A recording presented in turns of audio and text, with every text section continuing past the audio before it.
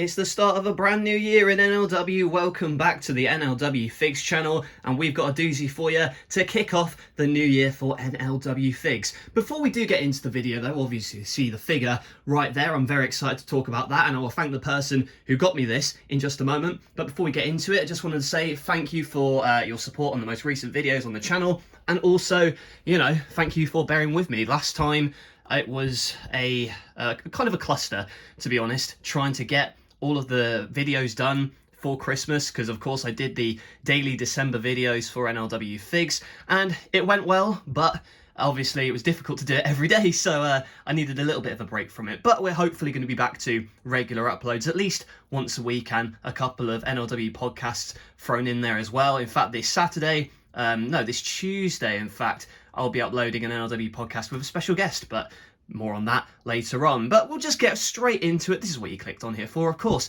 It's the chase, Jon Moxley. I would like to thank, from the bottom of my heart, Piggy, my co-host on Pigs and Thugs, the podcast. If you've not listened to it yet, the link will be in the description, where we just kind of riff on wrestling. And as a gift for Christmas, not only did Piggy get me a lovely Christmas card, thank you very much for that too, he also got me these figures. And it's not just the Jon Moxley, there's a couple others which I'll show you, but this is the main one here, 1 of 5,000 AEW Unrivaled Series 8, I want to say, chase figure, Chase Jon Moxley. Now, I have never had an AEW chase before. This is the first one, and it's a great figure, and I will definitely be using it for NLW WrestleMania moving when it's uploaded. I'm not entirely sure, because I do plan on making a new video in the next couple of weeks. Obviously, I've got NLW episode 107 coming this Saturday, but I've also got to film WrestleMania, so I'll be using this Jon Moxley for that. And yeah, a great figure. Like I said, I've never had a chase figure before. They're obviously very hard to come by, and Piggy, honestly, if I had a chase figure, not gonna lie, I'd keep that to myself. But they have very kindly got me this, and eternally grateful for you, Piggy. You're a great co-host and an even better friend, so thank you. You can follow them in the description below. Their link will be in there for their Instagram and what have you, and also our podcast together. But yeah, they sent me this Jon Moxley, and it's essentially the same as the other Unrivaled Series 8, the same face scan. So there you see, this is a good face scan for Jon Moxley, in my opinion. I do like his kind of gritted teeth, as it were. And the tights as well. This is from his, I believe, late 2019 was when he wore this in AEW, where he was kind of facing the likes of Pac and Darby Allin. He would wear this on episodes of Dynamite, and I really enjoyed this look. This is the look he also used in the G1 back in 2019, I want to say. And you can also see the jacket as well. It's a unique jacket with the Mox on the back in the yellow. Looks fantastic, and the jacket also looks fantastic. Similar jacket to the Unrivaled Series 8. In fact, I might even be able to get that for a comparison shot. I just stepped on something there. So here we go. This is the other Unrivaled Series what have you. I don't know if I showed it off before in a video. I'm sure I've used it for metal before. In fact, I have once or twice. So this one doesn't come with anything on the back, as you can see there, and this one does. So this one's got the Mox on the back here, and in terms of like comparisons, it's the same basic figure, but this one obviously in more of a traditional wrestling attire, which I love. And yeah, you might have noticed from, I believe it was the first dance for Metal Wrestling that I made like about a year ago now, when he faced Edge. I did kind of a fix-up with Jon Moxley, with that Jon Moxley. Unrivaled Series 2 Jon Moxley, where I added the Jake Hager pants, but now I've actually got like a proper one. So it's not the most, detailed figure in the world. Obviously, it's just his standard tight design, but I do like the Mox on the back, and also the jacket is quite nice with the spray paint on the back there. So yeah, it was sent to me loose, so obviously, your figures, I'm not that much of a mock kind of collector, so I'm not too bothered about having it out of the box, and especially since I'm going to be using it.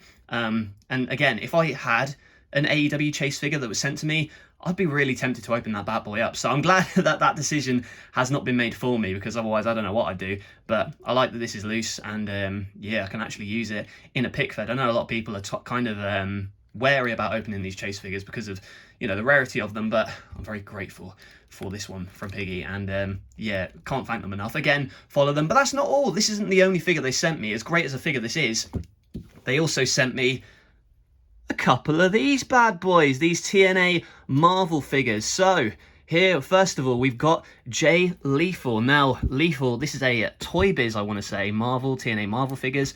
And if you've seen the likes of W3A Fed and other Fedders on Instagram, they've used a lot like, I believe Samoa Joe's action figure was great, as well as Kurt Angle's in this line too. And I have to say, having this in hand, in terms of like scale with other wrestlers, you can kind of see the wrestlers in the crowd there. It's pretty much almost to scale. Like, it's not too off, which is good. Like, unlike the Moxley, which AEW made a bit too tall, and the Bryan Danielson as well. This one is more in scale, surprisingly. Obviously, the proportions are a tiny bit off. It's a bit cartoony, but it's still a really good figure in hand. And the articulation on this is way ahead of the game. Like, double-jointed elbows, double-jointed legs. The way that the torso moves as well is very Jazzwares-esque. So, a very cool figure. I would love to add Jay Lethal to NLW at some point in the future. Even like XL Pro, which is coming up soon. Like, this is just a very fun figure to kind of pose around with. I've already posed around with these figures a little bit just to kind of see what they're about. And yeah, you'll definitely see AEW. I should say you should see Jay Lethal in an NLW ring at some point in the future, because I love this figure. Man, this is like amazing. I definitely want to pick up more TNA Marvel figures in the future. So thank you to Piggy for that. And obviously, you know, if you know Piggy and me, we're both Jarrett marks, somewhat ironically, but I still enjoy Jeff Jarrett's work, even to this day in AEW. So, got me this Jeff Jarrett TNA Marvel action figure, and this is quite a it's a classic build. Like, but when you move the legs like this, the arms kind of move back like that.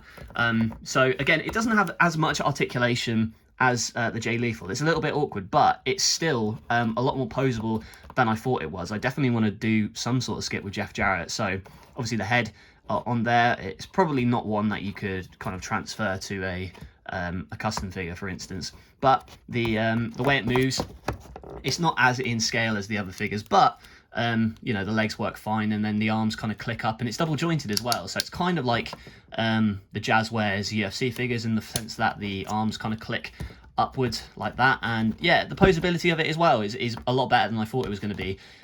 You know, I wanted Jeff Jarrett for the lols, I'll be honest, but now in hand it's fantastic. So I'm very grateful to Piggy for getting me this figure, and all of these figures in this video, especially this Jon Moxley. It truly is a masterpiece of a figure. So big up to Piggy. Thank you very much for this haul. If you want to check out their stuff, you can check it out in the description. And yeah, before we go as well, I just want a quick shout out for Jay Briscoe, obviously passing away very recently. Yeah, shocked by the news. It's kind of like the Brody situation in a way, in that it's completely out of nowhere. But you know, if you can say anything, like, he was the one who, I would say, really introduced me to like Ring of Honor. Like, he was the mainstay when I first started watching back in like 2015. His matches actually against Jay Lethal, I believe it was 2015, where he faced Jay Lethal at Best in the World, did Jay Briscoe. And yeah, recently as well, their series this year with FTR, some of the greatest tag team matches of all time. And that's not hyperbole, that's just, you know, pure fact. And they really raised the game. He went out on top, man, and there's not a lot of people can say that. So yeah, incredibly tragic and horrible news. But yeah, reach for the sky, boys. Jay Briscoe will be very, very much missed. So yeah, that's all I wanted to say. Rest in peace to Jay Briscoe, and I'll catch you all later.